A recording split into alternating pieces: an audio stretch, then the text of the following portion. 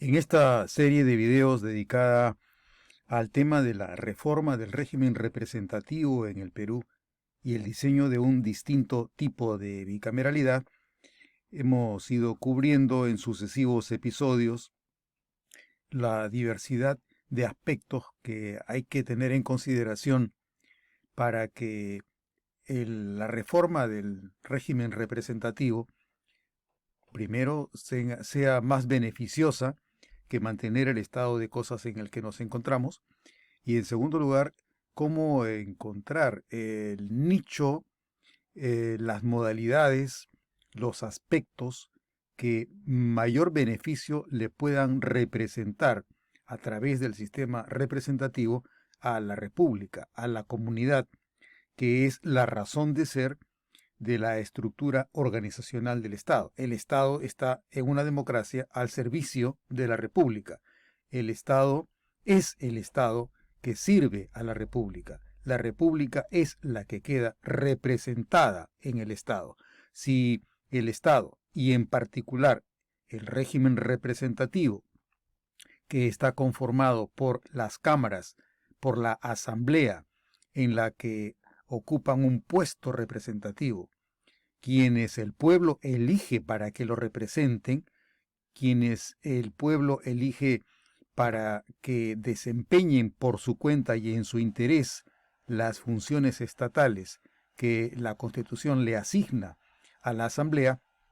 Con esta finalidad debe revisarse el funcionamiento del régimen representativo de manera que el beneficiario tenga lo que se espera que le otorgue, que le dé, que le produzca el sistema representativo. Cuando el sistema representativo no le da a la República, no le da al ciudadano lo que está diseñado que el sistema representativo le dé, la insatisfacción crece porque las expectativas no llegan a cumplirse. Con esta finalidad es que se han ido cubriendo diversidad de temas en los sucesivos episodios que se han ido compartiendo desde el inicio de esta serie.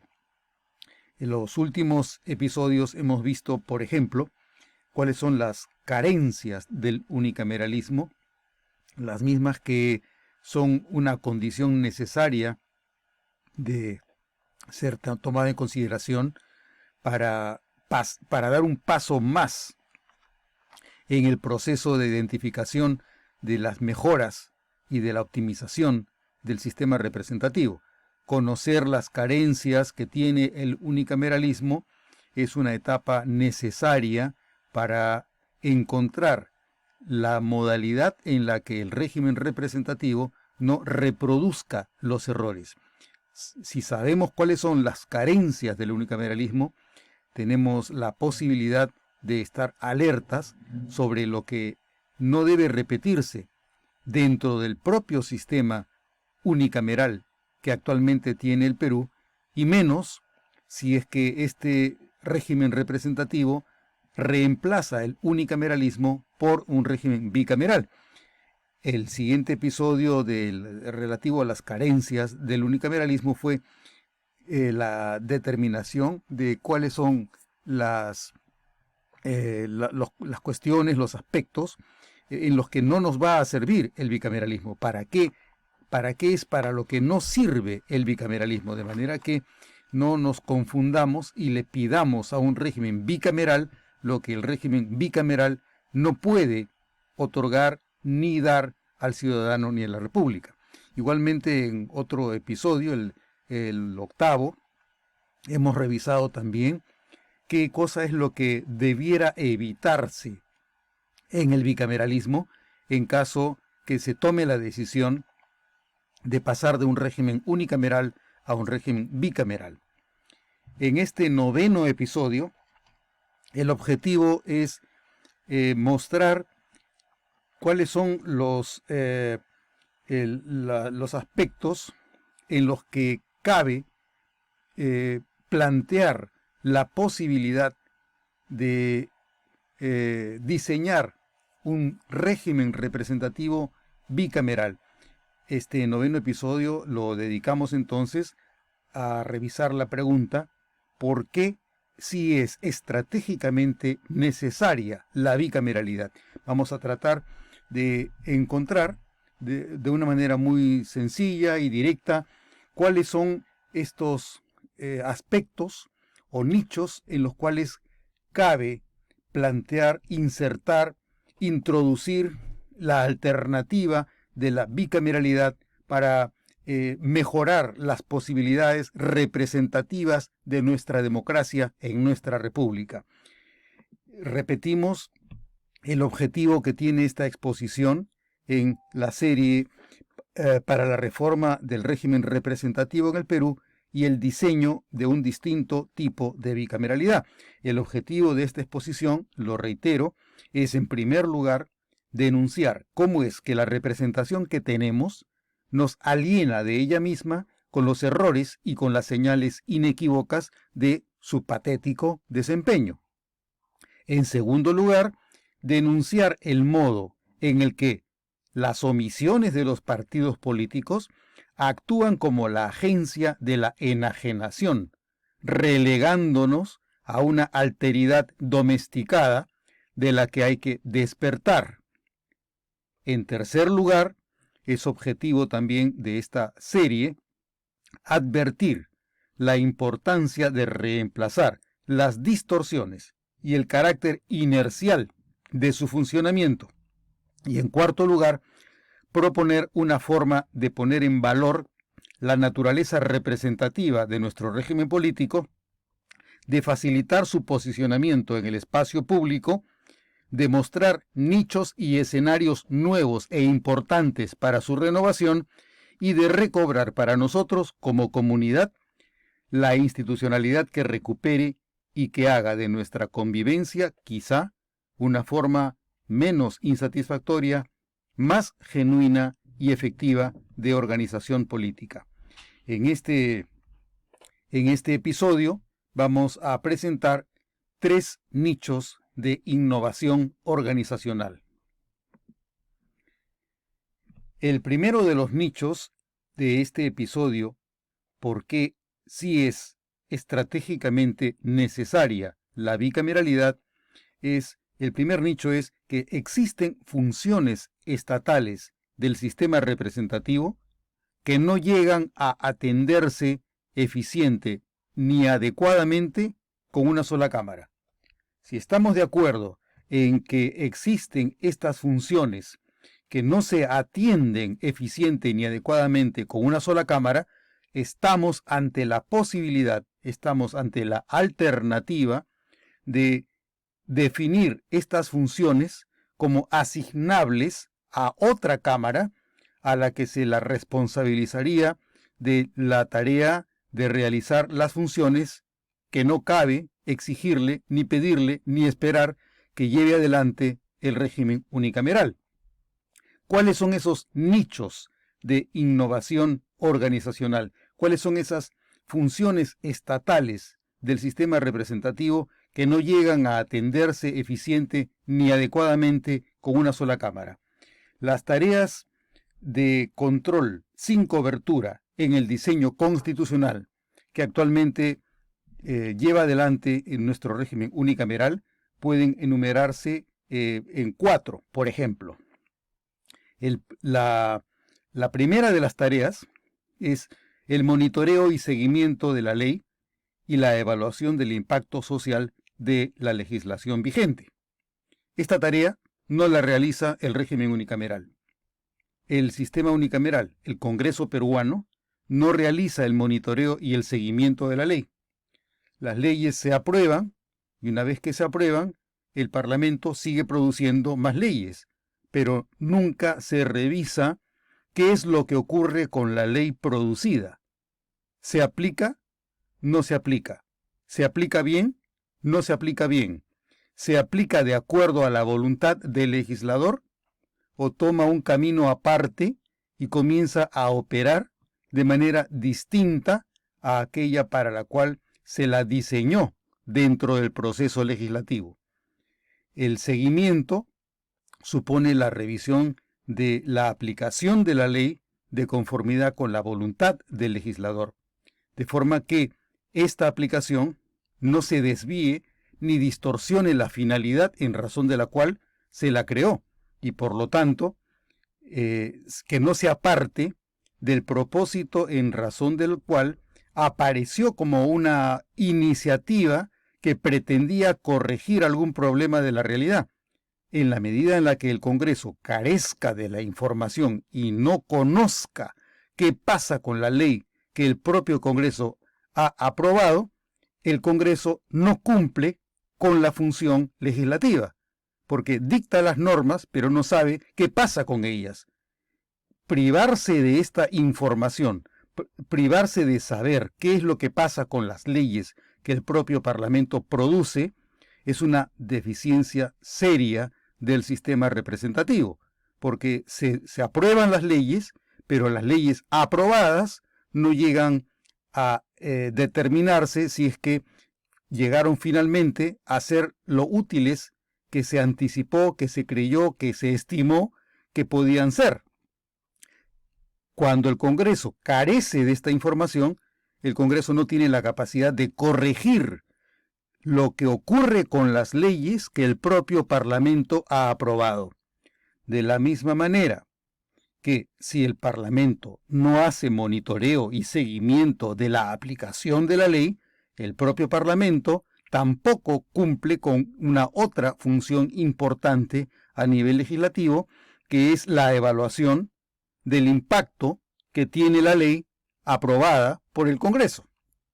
La evaluación del impacto social de la ley es diferente al monitoreo y seguimiento de la ley. Cuando hablamos del monitoreo y seguimiento de la ley, a lo que nos referimos es si la ley se aplica o si no se aplica, si la ley es vigente y se realizan los actos que la propia ley manda, es diferente a el análisis que se debe realizar sobre el valor que tiene la ley como un instrumento que al intervenir en la sociedad genera resultados que la propia norma pretendía que se generara para impactar, para mejorar, para corregir lo que ocurría en la realidad social, en razón de lo cual se formuló la ley como un medio adecuado para corregir lo que se diagnosticó que ocurría en la realidad social.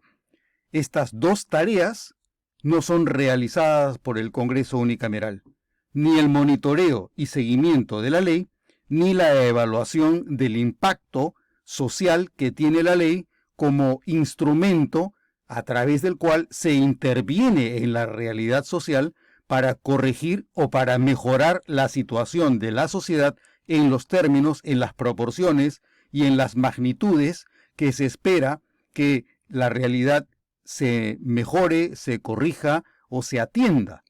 Este tipo de función es necesario que se integre dentro del proceso representativo y el ejercicio de la función legislativa de nuestro sistema representativo. En segundo lugar, otra función que no llega a cumplirse en el sistema representativo es la ausencia del seguimiento de ejecución del presupuesto nacional. La función existe, pero no se realiza. No se realiza porque el Congreso carece de los medios necesarios para realizar ese seguimiento.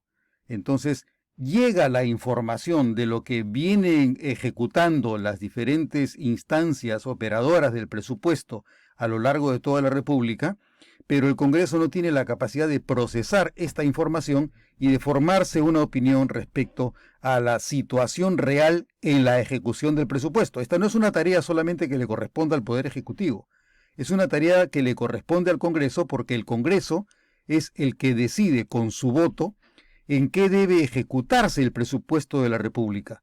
Cuando el Congreso carece de información sobre la manera en la que se están aplicando los fondos que el propio Congreso ha aprobado en la ley de presupuesto, el Congreso deja de servir a la sociedad.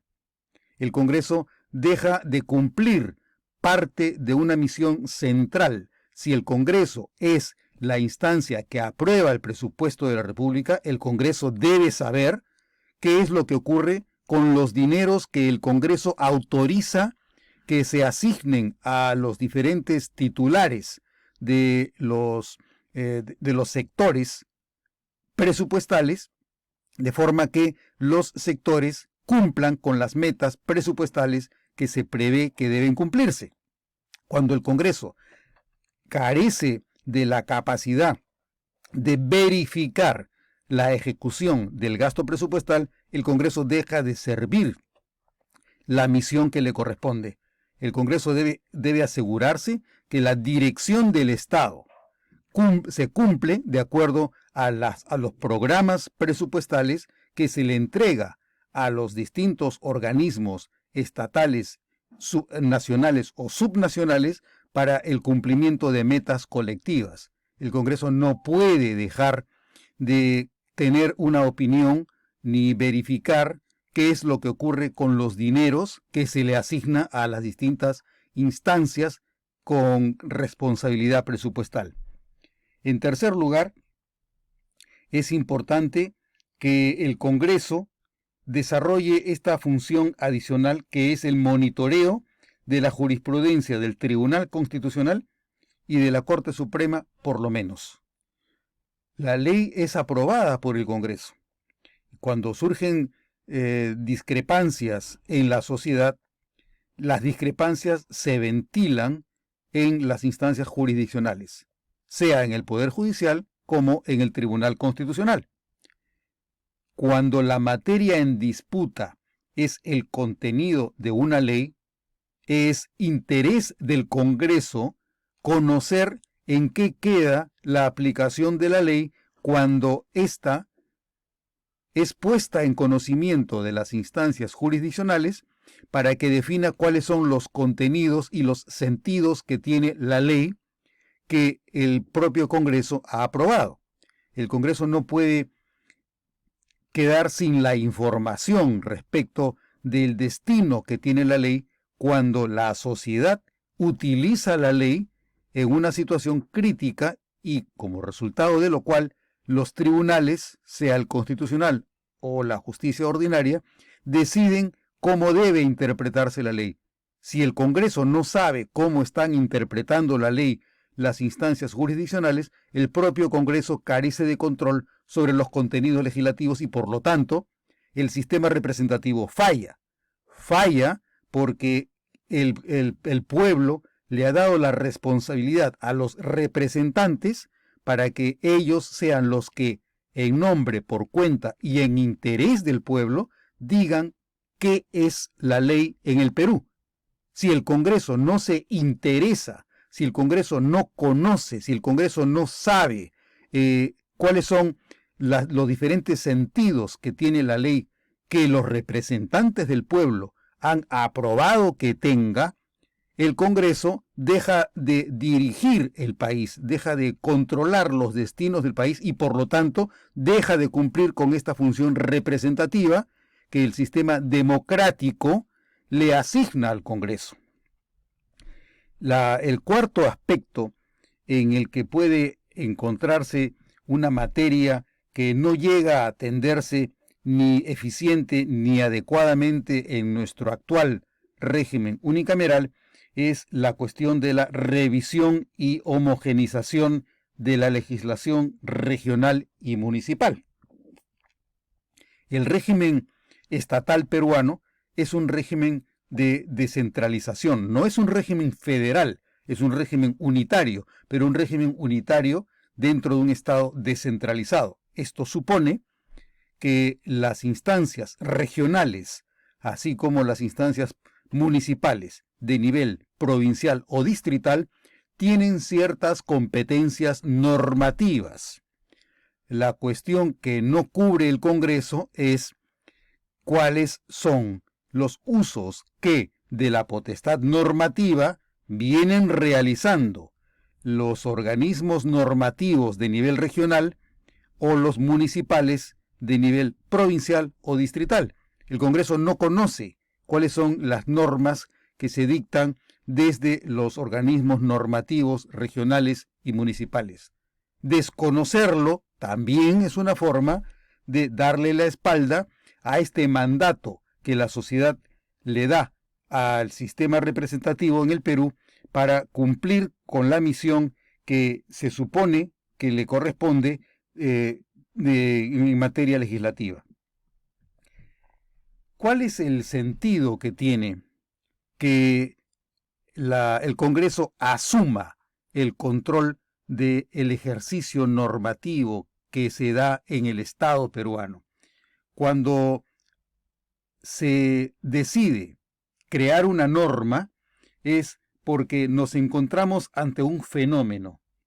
El fenómeno que se puede identificar como incongruencias entre problemas sociales y las leyes vigentes. Cuando existe un problema y existe una norma que no llega a prever, atender adecuadamente los problemas sociales, se toma la decisión de intervenir normativamente. El motivo de la intervención frente a un fenómeno de naturaleza social supone que existe algún grado de insatisfacción colectiva con la ineficacia, impertinencia o intrascendencia de las leyes. Para solucionar los problemas de impertinencia, de ineficacia o de intrascendencia de las leyes, es necesario tomar una decisión normativa. Nos encontramos con un contexto en el que se advierte la ausencia de medición de la calidad y del monitoreo de los resultados de la vigencia, aplicación o interpretación uniforme de las normas. El contexto también supone la ausencia de seguimiento y evaluación del impacto de productos legislativos. Cuando carecemos de esta información y tenemos como evidencia un fenómeno en el que notamos incongruencias entre los problemas sociales y las leyes vigentes, nos encontramos ante una causa que ha sido inadecuadamente tramitada por el sistema representativo. La causa que genera esta desconfianza, este malestar, se basa en los desaciertos de diagnóstico o en la deficiente evaluación de los problemas colectivos prioritarios. La causa de los fenómenos en los que se notan incongruencias entre la realidad y la ley tiene como consecuencia la disconformidad de la colectividad con el funcionamiento de su sistema representativo. Tiene como consecuencia ineficiencias organizacionales, tiene como consecuencia la improductividad del régimen representativo, tiene como consecuencia el conflicto, porque la insatisfacción lleva a una discrepancia, a una disonancia entre la sociedad y las instancias representativas que tienen como lugar o sede la asamblea representativa, y tiene como consecuencia la inestabilidad colectiva, porque la insatisfacción lleva a la discordia, lleva al disenso, a la discrepancia, y por lo tanto el malestar es causa de mayor desasosiego colectivo. Entonces, frente a este fenómeno, en un contexto en el que no existe la apropiada medición de la calidad y del monitoreo de los resultados sobre la vigencia, aplicación e interpretación uniforme de las normas, y hay ausencia en el seguimiento y evaluación del impacto de productos legislativos, la meta del Congreso debe ser crear métodos y procesos que eliminen las omisiones de control y evaluación de la calidad en la producción legislativa. El Congreso necesita adoptar como meta la necesidad de monitorear, de hacerle seguimiento, de evaluar el impacto de las normas en la sociedad, y esta medida está relacionada con igualmente la evaluación de la ejecución presupuestal, la evaluación de la performance que tienen en materia normativa los tribunales de justicia, sea el Tribunal Constitucional como las instancias ordinarias en el Poder Judicial, y también tiene como una dimensión especial la revisión del impacto normativo de la legislación que expiden los organismos regionales o municipales. Entonces, la meta debe consistir en crear métodos y procesos para eliminar las omisiones en el control, en el monitoreo, en el seguimiento y en la evaluación de la calidad de la producción legislativa en el Perú. Si esta es la meta, tenemos que nos encontramos frente a una posibilidad, a una oportunidad de enriquecimiento organizacional. Estamos ante un nicho en el que cabe innovar para generar esta posibilidad de manera tal que el sistema representativo mejore y se optimice ante una ausencia. No se ha pensado en la producción de este tipo de sistemas de evaluación que enriquecería la calidad de nuestro sistema normativo. La estrategia para alcanzar esta meta debe ser que el Congreso controle la gestión legislativa a través de 1. El seguimiento de aplicación uniforme de las leyes. 2. La evaluación de normas regionales y locales y de las sentencias jurisdiccionales que afectan las leyes vigentes. Y 3. La evaluación del impacto legislativo ex post de las normas. El segundo de los aspectos en los que puede encontrarse un nicho para la optimización del sistema representativo mediante la innovación organizacional en el Congreso es la distribución asimétrica de funciones entre las dos cámaras, de manera tal que se concentren las especialidades para realizar tareas que no se cumplen en el régimen unicameral. Si estamos ante un nicho que no es aprovechado por el régimen unicameral, este nicho, estas funciones que no se llegan a cumplir, que se ha reconocido que no las realiza el sistema unicameral y que bien cabría que se le asignara como una especialización a otro órgano de carácter representativo, permitiría adjudicarle estas responsabilidades a un órgano diferente al Congreso unicameral con el propósito de que la tarea que no realiza actualmente el régimen unicameral pueda compartirse con otro órgano de naturaleza representativa al que se le encomiende el cumplimiento de estas funciones, de estas tareas, de estas responsabilidades que actualmente no realiza el Congreso unicameral. La distribución asimétrica de funciones entre dos cámaras, entonces, permite concentrar especialidades organizacionales para realizar tareas que no se cumplen en el régimen unicameral. De esta manera, se neutraliza el inmovilismo redundante del régimen bicameral en el que la segunda cámara revisa todo lo que hace la primera.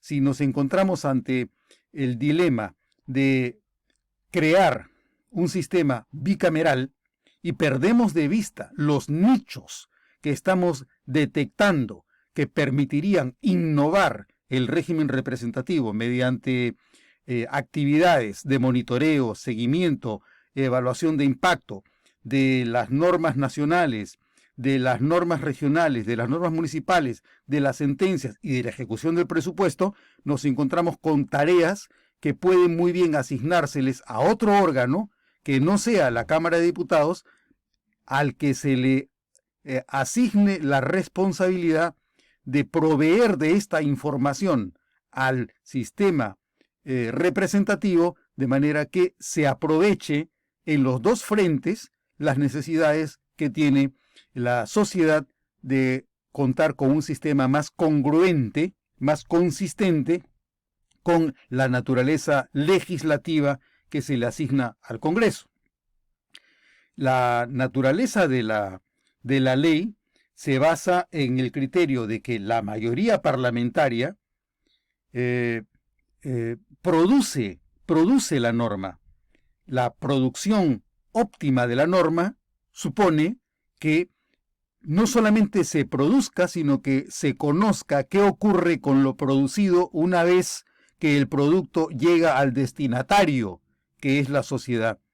La producción óptima de la norma supone que haya quien revise, conozca, informe, evalúe, mida cuáles son las consecuencias de la aprobación de la norma. Esto supone que haya un órgano diferente a quien lo produce, que revise qué es lo que ocurre con la norma que las mayorías parlamentarias han aprobado. La mayoría parlamentaria tiene un concepto de la ley. La ley es efectiva luego que el producto legislativo llega a la sociedad. Cuando la ley, tal como la concibe la mayoría, es puesta en vigencia con la participación y cooperación del gobierno dentro del marco económico de la sociedad, tenemos una norma que debe revisarse para asegurarnos que dentro del marco económico la ley está sirviendo las finalidades que se la destinó para que cumplieran. Entonces nos encontramos ante funciones que pueden ser cumplidas de manera asimétrica, asignándole a la Cámara de Diputados la función de producción de la ley, en tanto que el Senado se encarga del control de su cumplimiento e impacto. Este sería el segundo de los nichos y la segunda posibilidad de innovación en el Congreso. El tercero de los nichos de nuestro sistema representativo es que la segunda cámara, entonces, permita integrar una visión del Estado sin sesgo ni distorsiones localistas del país, complementando fuentes de distinta base representacional.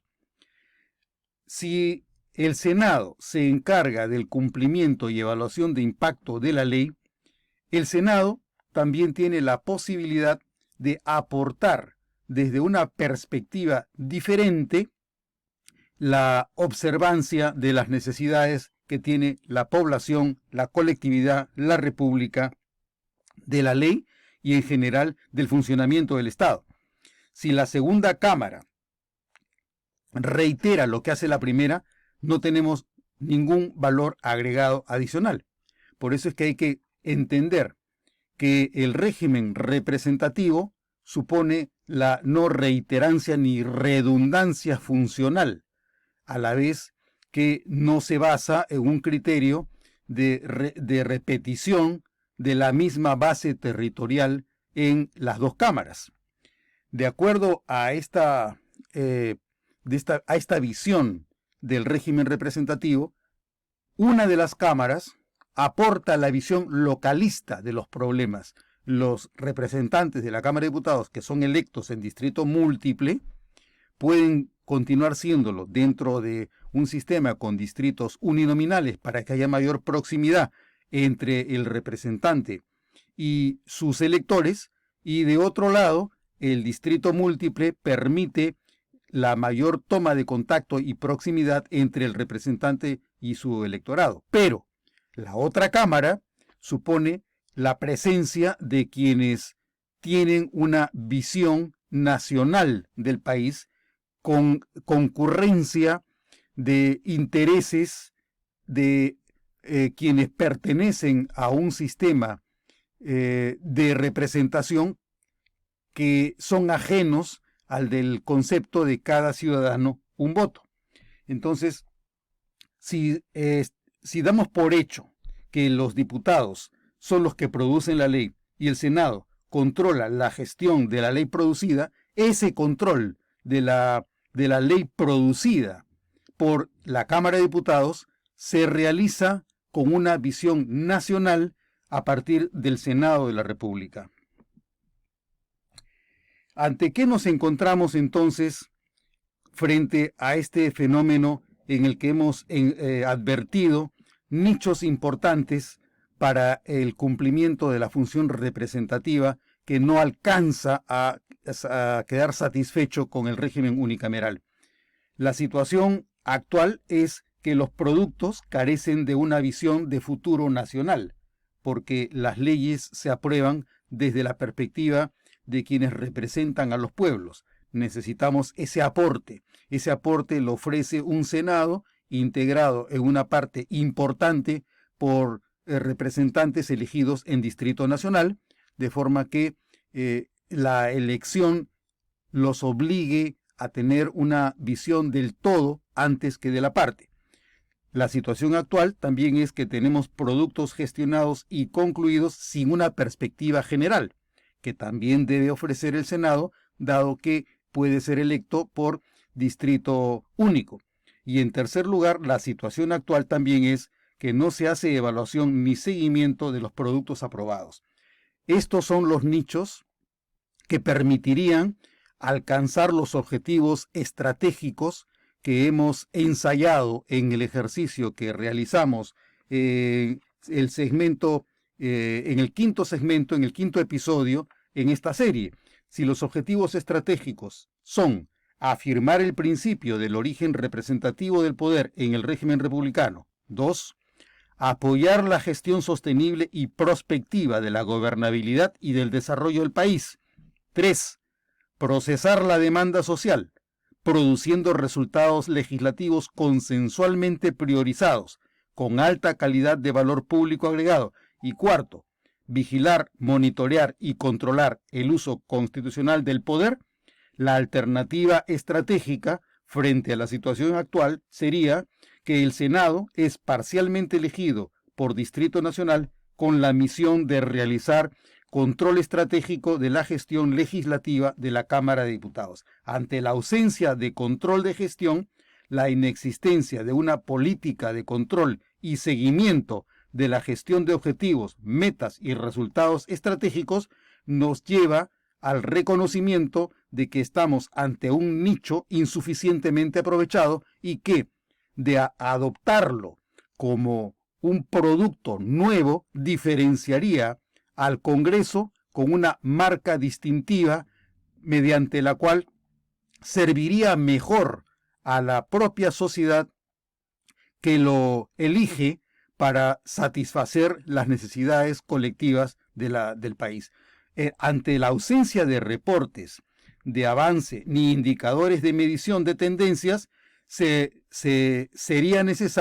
necesaria una intervención dentro del proceso constitucional para que se apruebe una reforma que permita la modificación del sistema representativo en el que se adopte la doble cámara a través de estos nichos de innovación que han sido referidos en esta exposición.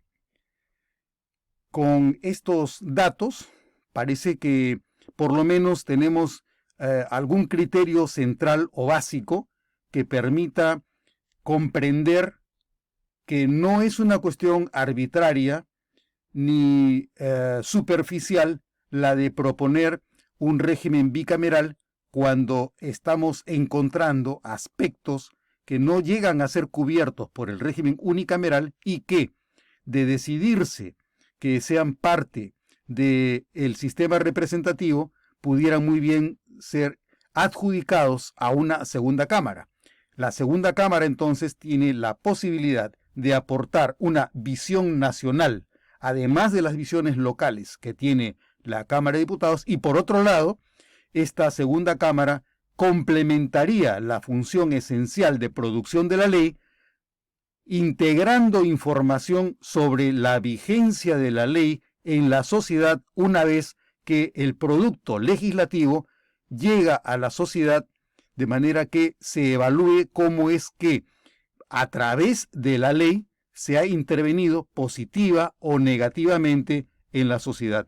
Estas serían las razones por las cuales cabría entender que pasar a un régimen bicameral sería mucho más provechoso que negarnos a reconocer en la posibilidad de apoyo con un régimen representativo en el que el Perú tenga dos cámaras.